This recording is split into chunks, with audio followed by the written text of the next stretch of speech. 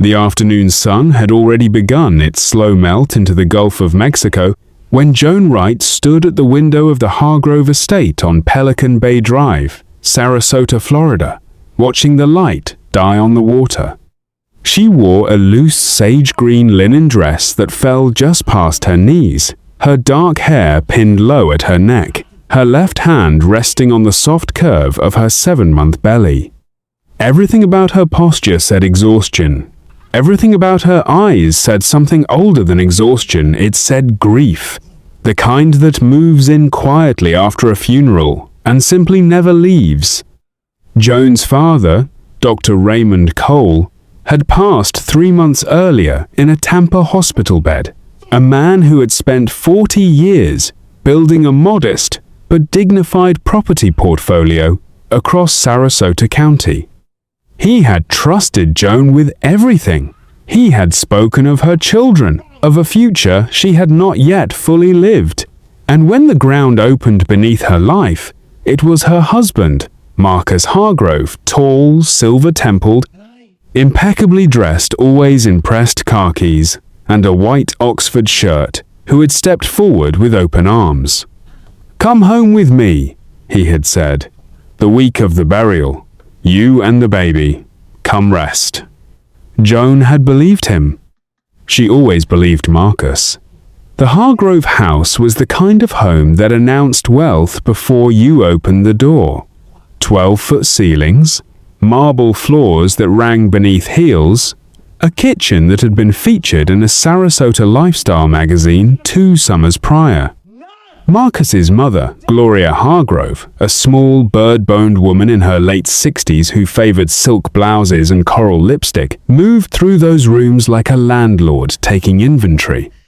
Joan had sensed it from the first week, the way Gloria's eyes paused on the breakfast plates Joan used, the way Marcus quietly moved her father's framed photographs from the guest room mantel to a closet shelf. Small things. The kind of things a pregnant woman, soft with grief, might convince herself she had imagined. But Joan Wright had grown up watching her father read a room, and she had inherited his gift even when she wished she hadn't. It was a Tuesday in early October when the first real wound was delivered.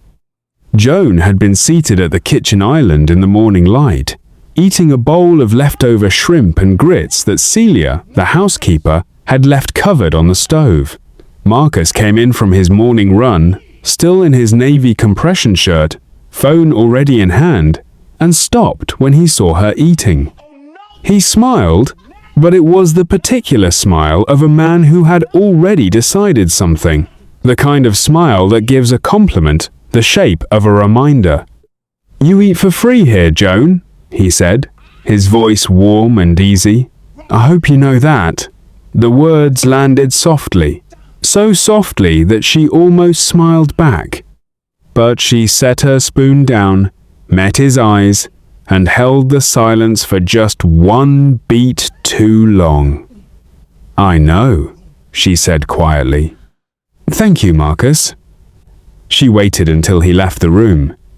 Then she pulled her phone from the pocket of her dress, scrolled to a name she had not called in over a year, and pressed dial. She did not speak loudly, she barely spoke above a whisper, but the call she made in that quiet Florida kitchen, standing in bare feet on someone else's marble floor, was the beginning of everything. The name on Joan's phone was Arthur Ben, her late father's estate attorney, a silver-haired man in his 70s, who ran a modest firm out of a peach-colored office building on Main Street in downtown Sarasota. Arthur had drawn up Raymond Cole's will, his property trusts, and a private family document that Raymond had never fully explained to Joan but had asked her to keep.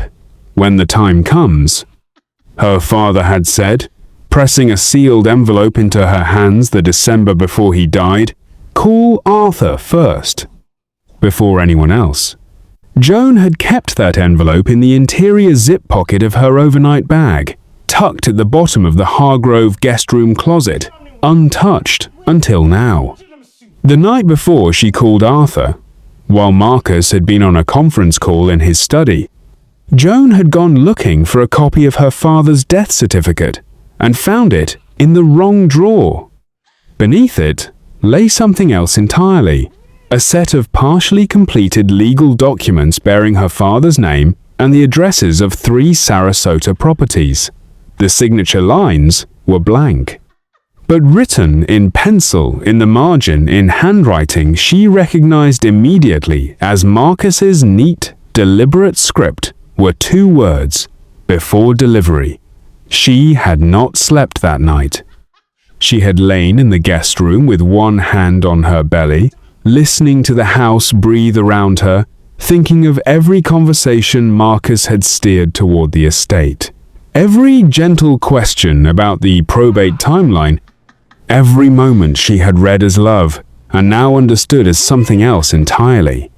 Arthur Ben met her the following Tuesday in a small conference room that smelled of old paper and orange wood polish. Joan sat across from him in a cream-wrapped blouse and dark trousers, her hair loose for once, and pushed the sealed envelope across the table without a word. Arthur opened it carefully, read in silence for several long minutes, and then set his glasses down on the table with the particular heaviness of a man confirming what he had feared. "Joan," he said, folding his hands, "your father placed the 3 Sarasota properties, Pelican, Ringling, and the Bay Road parcel, in an irrevocable living trust 8 months before he passed. You are the sole beneficiary. No one can transfer, encumber, or sign on any of those properties without your explicit, notarized consent. Not now, not ever." Joan closed her eyes. When she opened them, there were no tears. Something in her had moved past tears. "He was trying to get me to sign before the baby came," she said, quietly, "before I was strong enough to ask questions." Arthur held her gaze steadily. "It appears that way, yes." The drive back to Pelican Bay Drive took 22 minutes. She spent the first 10 in silence, and the last 12 on another call, this one to her college roommate Denise, who had a spare bedroom in Clearwater and an unshakable loyalty that Joan had never needed to test until now. She came back to the Hargrove house at 4:30.